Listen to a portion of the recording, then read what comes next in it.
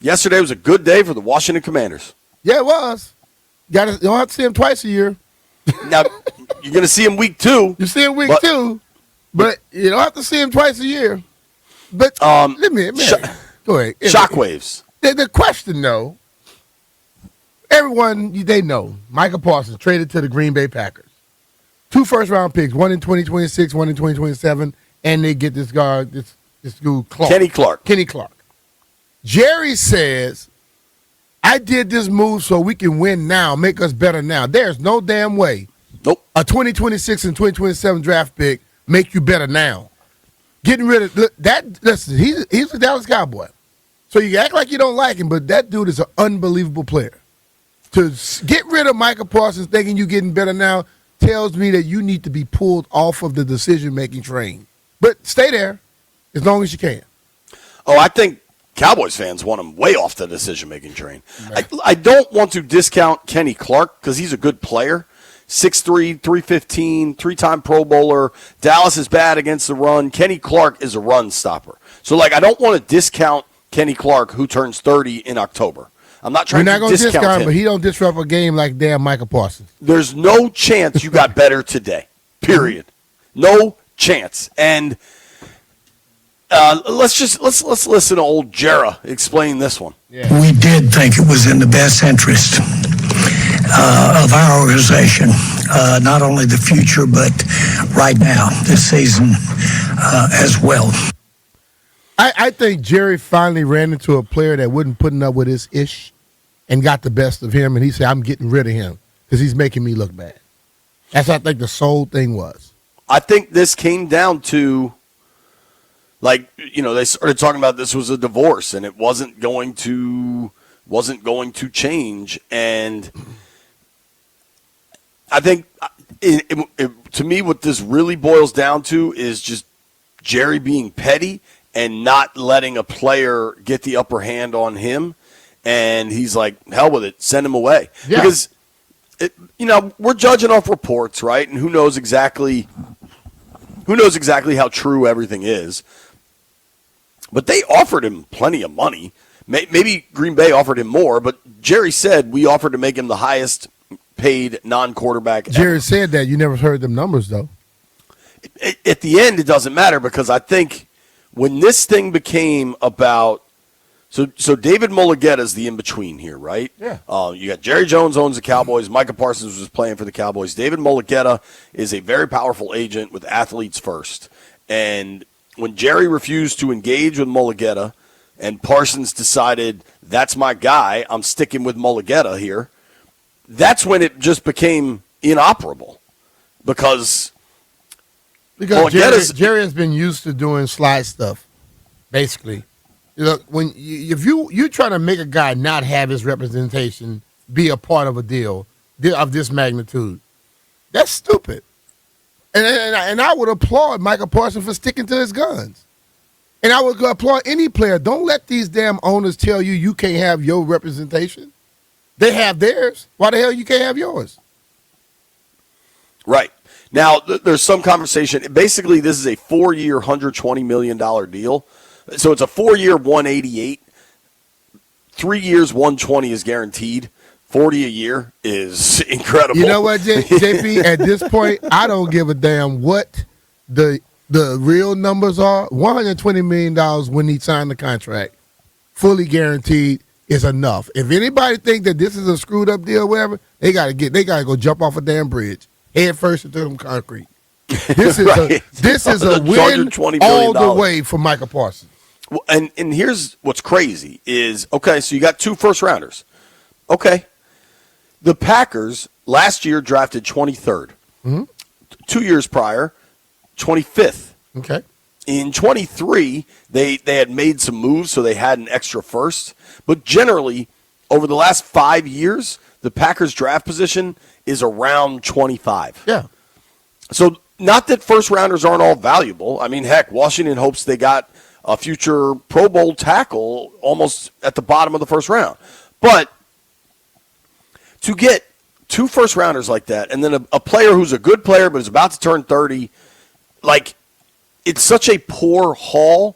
listen, if this got to a place where you have no choice but to trade Micah Parsons, I don't agree with that. I like to think you always have a choice, but at least call around the league. I feel like you could have gotten more than this. Maybe you could have gotten more, but maybe nobody else was going to offer you 2 first-rounders and a player. But the thing of it is, though, you can draft the guy at those positions, 23 or whatever, and he could end up being a hell of a player for you. You can also draft a guy at the first pick, and he could be garbage. So this is no guarantee that those first-rounders are going to pan out to be Micah Parsons. Zero guarantee. You know what I'm saying? So that's the ultimate thing for me. Is like, I got a sure in hand. And for all the people that like to throw age out there, this dude is in his prime, 26 years old, hadn't really reached his prime, but he's damn good. He's as good as anybody out there. And you say, I'm going to let you go. Come and go get somebody else. Why? Because you seem to have an upper hand on me. That's basically what it was about. And that's simple, man. That is simple. But, hey, for all you Cowboy fans, kudos. Keep Jerry in place. We're going to open the phone lines up for the Cowboy fans because you call in all the time. Call in today. In the last, 6 months in Dallas, they traded away Micah Parsons and Luka Doncic. How's that going? Let's see if we can get one of our Dallas friends on the line. Bobby Belt. Let me tell you, man. But the text thread I always discuss my college text thread. My man, old Derek Johnson, DJ. DJ is a Green Bay Packers fan. So when he sent this little post this morning, Jay, I'm gonna try to find it for you. It's all he said right here. He said, "Yeah. Just Packers logo. Just his hat leaning down with his Green Bay Packer logo showing." In 4 seasons in the NFL, 4 seasons, Micah Parsons is a 4-time Pro Bowler, a 2-time All-Pro player. He won Defensive Rookie of the Year. He's had 13 sacks, 13 and a half sacks, 14 sacks. Last year, he had 12 sacks in only 13 games. Hey, man, I don't know how you can let him walk. I just listen, but hey, man, people do what they do. I don't think this was a smart move. Nobody can tell me that this deal made sense. No one can tell me that. No.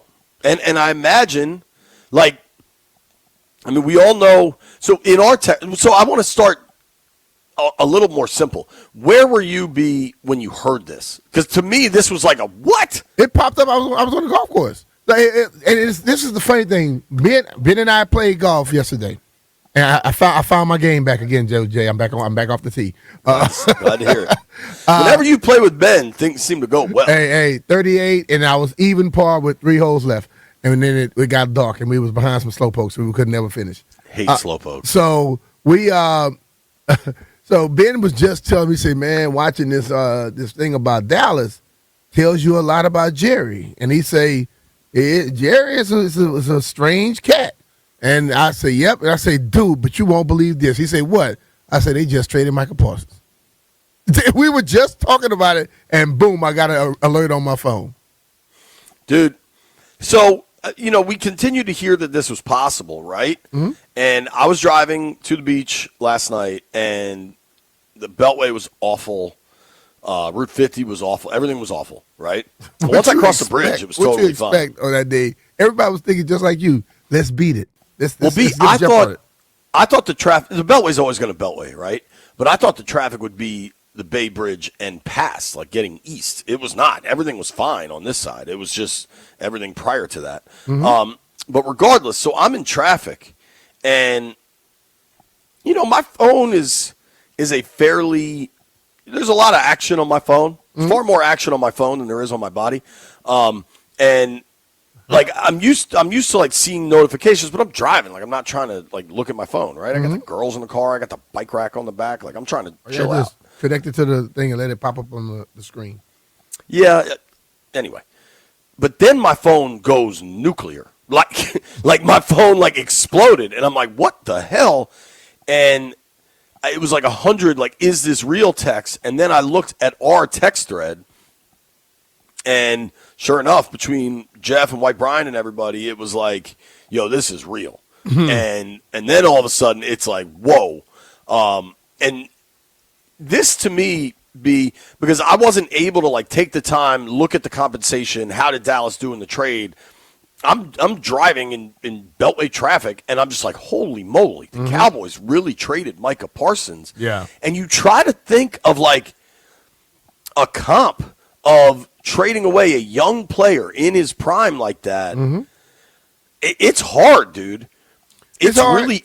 I think the Luka trade is the one, especially to trade him for something that, to me, you did not get equal value. The Luka trade is there, but even hell, let's think about it. Didn't they trade away Herschel Walker at 27 and got a haul and went on a run? But I don't think this. I think Herschel was older. He was 27. Because remember, I thought he started in the USFL. Yeah, but he was 27 years old when they traded him. The USFL, really? He was 21. He's 27. And Wichita was 26, so 1 year off. But they built a hell of a team off of that. I don't think they're going to build a dynasty for this one. For the Herschel Walker trade, they also got a lot more picks. Yeah. Now, it wasn't just first rounders, but they ended up with 5 draft picks because of that trade. And they got most of those in 1 year. So it wasn't like an extended thing, but I just don't know if this history going to repeat itself for them on this one. No. And, I know this was a big part of this documentary and obviously a big part of the Jerry-Jimmy beef. They had Jimmy there to pick the players.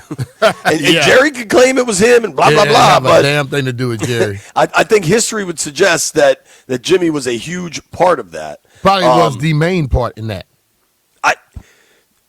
I know what the Cowboys' valuation is. I know how good Jerry Jones is at making money, undoubtedly. I think, honestly, Jerry Jones is in the NFL Hall of Fame, and I think Hall of Fame voters need to be very, very careful with putting owners in because I think owners will just kind of force their way in if you let them. I think we see Bob Kraft's trying to do that right now. That's why he made his own. Jerry lined the pockets of a lot of owners and the NFL. That's probably why he's in. I think, for me, I think Jerry Jones deserves to be in the Hall of Fame because he changed football. He revolutionized football. You cannot tell the story of the NFL without Jerry Jones. I think you could tell the story of these great Patriots teams, and it's incredibly complicated, but it's Brady and Belichick. I don't think it's, Kraft. Somebody just sent this to me, and this might be a good comp. The Khalil Mack trade. If you remember, when Khalil Mack went from the Raiders to the Bears, it was for 2 first-round picks, but more. How old was Khalil at the time? I'm guessing he was roughly – White Brian, look that up for me. But it was 2018.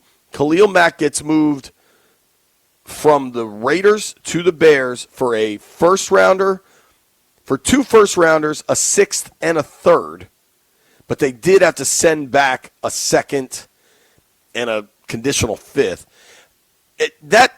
To me, the Raiders, the Bears rather paid a steeper price, but it's not that far off, honestly. Yeah. I guess that's about the baseline because the other part of this is now Green Bay had to pay Micah, right? Yeah. Khalil Mack was 26 also, B, so that's a pretty good comp. And Khalil Mack was an absolute dog. They're comparable players, too. I don't know, man. It's the Cowboys are a mess. Brian Schottenheimer, good luck. You just traded away Micah Parsons. You play the Eagles in a week, 6 days now. I mean, to me, above all, though, Brian, I want to know how that locker room is panning out right now, dude. There's no way those dudes are all happy with that move. Well, and B, going one step further, Jerry did this with Dak, right? He did it with Dak. He did it with Michael. You can go that far back, Jerry right? Don't give a damn. It's going to be the Jerry show no matter what. Jerry going to Jerry. And I think he did it with Dak. He did it with CD. But they got to the finish line on those things. And I think the prevailing thought was, listen, man, this is going to be trouble and it's going to be ugly, but we'll get to the finish line. And so then to see this go the other way, to see this go fully, he's out of here. He's in Green Bay now, is just astounding. And I think Newey even thought that the other day. We both thought he was going to be back. Right. I would love to know what Newey is thinking right now. You need to text him and find out. I'll text him, yeah.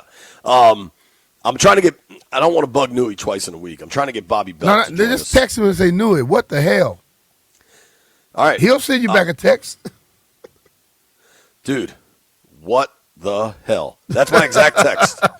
For the folks in the stream, you can see it. I texted Newey Scruggs, dude, what the hell? Don't let the number pop up. It didn't. Okay. You can also see the pictures of the short ribs Newey sent me earlier this week. He was making. Jerry's going to Jerry, and this is really an astounding turn of events. I tell you what, B, and I'd like to get into this. The odds makers have already sent updated odds for the NFC, for the NFC North, and kind of how Micah going to the Packers changes things, because that Packers team, pretty darn good. Yeah. I also loved the audacity, and perhaps we should stop being even remotely surprised by Jerry Jones's audacity. But he talked about, we really like our depth on the edges, so this makes us better right away in the interior. You know, one of their I almost threw something depth on the when I heard him doing that. I almost threw something at my damn at my phone. I almost threw my phone too. Do you know one of their depth on the edges pieces? B? Who? Dante Fowler. Well, we know one thing: not stopping the run. They drafted that kid Ezeraku. I believe he was Boston College. I think there is some excitement about him. But you had, you know how we always talk about the quarterback tiers, and we expect Jaden to ascend into that top tier? The top tier of quarterbacks is Mahomes, Burrow, Lamar, Allen, period. Yeah, totally. I think Jaden's right below that and can get there, but you got to do it a couple of years to be in that category. We could pick nits about the best pass rusher in the NFL. Certainly Myles Garrett and T.J. Watt can lay claim to that, I would say. But those dudes are also significantly older. Micah Parsons is to me would be in that tier. Mike Do you agree with that? I think hell yeah. I think he stepped into the league and instantly was in it. This dude was being compared to Lawrence Taylor his first season. Right. Enough said. When you bring out that dude to make some comparisons about another guy, that's telling you how good you think this guy really is. And I understand Myles Garrett is bigger and T.J. Watt's bigger, and all they do is pass rush. This dude gets the same amount of sacks playing other positions. He plays middle linebacker, outside linebacker, pass rush. He covers people. They rush more than he does. He ends up getting damn near the same sack they got. It's remarkable how this went down, and this was a remember where you were moment. I think it was like a true kind of shockwave around the league. You did start to hear, I'd say, over the last 48 hours, like, hey, this thing might really go sideways. Like, this thing might really change. The tone from just people I follow on Twitter and stuff from Dallas were like, yeah, this seems different. And then I think it was Jane Slater from NFL Network had the report of, like, just a picture of Micah at the airport. So at the very least, he was leaving town. Now, that doesn't mean people can leave town. You're allowed to leave town. You get a break. That's why I'm at the beach. Didn't they show Washington Dulles Airport yesterday when you looked at? I have a feeling that was just. I think that was a mess up. Somebody was trying to say stuff. But listen, man, this deal right here, it doesn't really make sense.